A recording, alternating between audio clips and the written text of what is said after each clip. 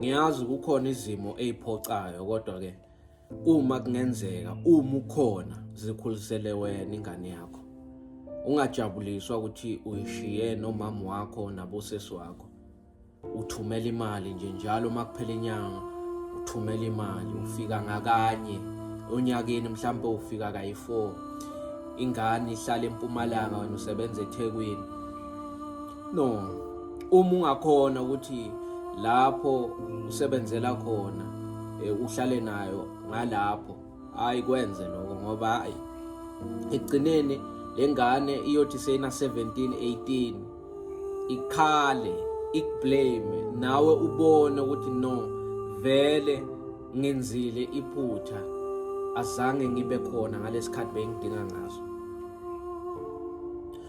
Ngoba kuyenzeka kwesinye isikhathi uthole ukuthi umshiye nomama wakho umntana wakho nabo sesibakho. Uthola lengane mayikhula seyenza izinto eziphuma endleleni njengokufika ebusuku. Bomakhelwane bazaze bakhulumise bosesibakho ukuthi hawu lo mntwana indaba ningamkhuzi yazi sinokudibana naye ebusuku uma eyitoro wenzani yindaba ningamhlalisi phasi noma nimshaye. Kuthiwa hayi umama wakhe uyeza uzawubonwa ngumama wakhe. Noma hayi ubaba wakhe uyeza asifuni kumshaya ngizathi ngiyamshaya ngimshaye kabi mina nginesandla esibi ngimlimaze afike ubaba wakhe alwe nami.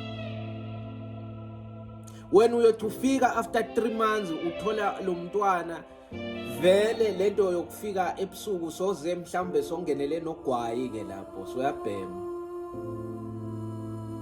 Hawu animkhuzi ngani lo muntu? Hayi asifuni lokuthi abone ngathi siyamhlukumeza uma ungekho. Kwesinye isikhathi ke bantwana basesi wakho o bantwana babhuti wakho abaselele ekhaya nalo wakho hayi esikolweni abaphiwanga njengalo wakho. Lo wakho ufika nama good news uthi hayi sengiyomela iregion nesikolo sami ena sport ku provincial competition. Yini lokho no ngidebate kahle esikolweni bathi idebate yami speech sami besi well researched sengiyahamba ngena sport makuphela inyanga. Okay, le excitement yokuthi umntwana hayi ubashaye bonke emakhanda ayingabi khona. Kuzawuhamba amalanga umntwana solo ujabulile phela esikolweni vele kukhulunyiwa ngaye ngapha nangapha wonke emaklasi bonke botishera bamncoma abanye bamupha imali ukuthi hayi usirepresente kahle uzawuthenga ukudla lela yakhona uyabona ukuthi into enkulu le. Uzathi sekacela athi sesibani ngisacela ungifonise ngefoni yakho ngifonele umama ngimtshele ukuthi hayi esikolweni ngicokiwe ngiyorepresent isikolo neregion yangakithi le ena sport ku provincial competition. Kuthiwa hawo ufuna ukufona nje mahala ungakenzi lutho awudonsela marketing uwashe la marketing washe lezitsha lapha ufaka upolish pass ukhiphe asetshenziswe ahambe ayo landa amanzi esiyalwini abuye namanzi asetshenziswe athi angasebenza sekungibo 4 ntambama kungikhathi kuphuma i5.50 kuthiwa hamba ka my friend uyothenga uVodacom u5 ubuye ufonela unyoko umtshele lento ofuna kumtshela yona. Uzawubuya ifake le airtime akhulume nawe asakutshela ukuthi hayi esikolweni bengidebate ispeech sami ke bathe botishera hayi sihle kakhulu kanti futhi ngiwine ngalendlela ukuthi singo represent athi angakacedi kuthiwa letha ngisafuna kufonela nabangani bami ubhuti bani ulinde call yami dropa lapho.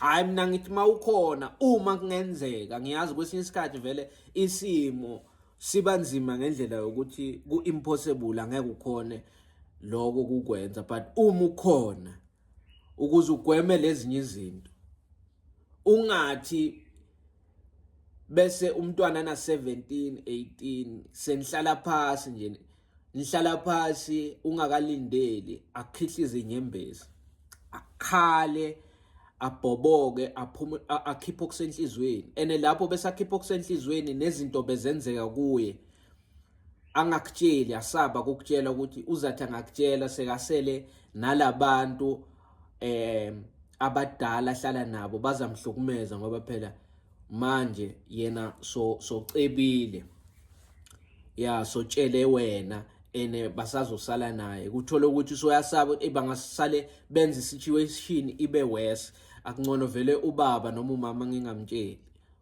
sokutshela ke semdala soyakhala lento seyakhile sebhlungu ene manje nawe kuza into songayenza isikhathi sesihambe kakhulu lapho sesikhathi sokuthi manje futhi naye ayocala enye impilo le college noma university